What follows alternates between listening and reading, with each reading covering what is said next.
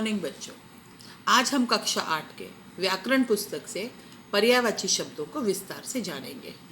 पर्यायवाची शब्द क्या होते हैं, उसकी परिभाषा क्या है, अर्थात किस तरह से प्रयोग में लाए जाते हैं। कुछ शब्द एक जैसे ही अर्थ प्रकट करते हैं। आसमान में बादल छाए हैं, आकाश में बादल छाए हैं, अर्थात अर्थ एक ही हुआ। वृक्ष हमारे उपयोगी मित्र है या पेड़ हमारे उपयोगी मित्र है। वृक्ष और पेड़ एक समान अर्थ वाले। आसमान, आकाश, वृक्ष, पेड़, अर्थ समान पर्यायवाची शब्द हैं। समान या एक जैसा अर्थ प्रकट करने वाले शब्दों को समानार्थी या पर्यायवाची शब्द कहते हैं। देकर आपको समझाऊंगी कि मूल शब्द और पर्यायवाची शब्द क्या होते हैं। आप ध्यान से देखिएगा। ईश्वर, ईश्वर के पर्यायवाची शब्द है भगवान, परमात्मा, प्रभु।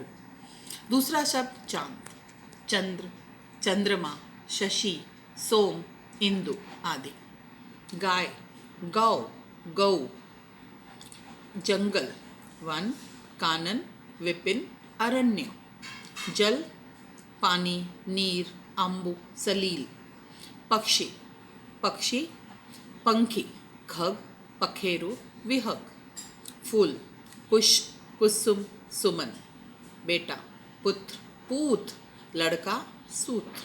माता, माँ, जननी, मैया, अम्बा। आप कुछ एक देख सकते हैं कि समानार्थी शब्द में हम एक ही शब्द अर्थ के रूप में लिखेंगे तो चलेगा, लेकिन जब हम पर्यायवाची लिखते हैं तो कम से कम 3 शब्दों का लिखना जरूरी हो जाता है। इस उदाहरण के साथ समझाने के बाद अब आप मैं PDF फाइल के रूप में ये पूरा पाठ रख रही हूँ। मैं चाहूँगी कि आप सभी लोग 1 से 25 तक पर्यायवाची शब्द किसी अपनी गृह पुस्तिका में लिखें। कक्षा 8 व्याकरण की पुस्तक का ये पर्यायवाची का अध्याय है। आप इसमें ध्यान से देखिए, विस्तार से परिभाषा को पढ़कर और दिए गए पर्यायवाची शब्दों को पढ़कर इनमें से 1 से 25 तक आप ध्यान से पढ़ेंगे, याद करेंगे और हो सके तो किसी पुरानी पड़ी हुई पेजेस या तो पेज हो या फिर आपकी कोई नोटबुक हो उसमें लिख कर लाइएगा।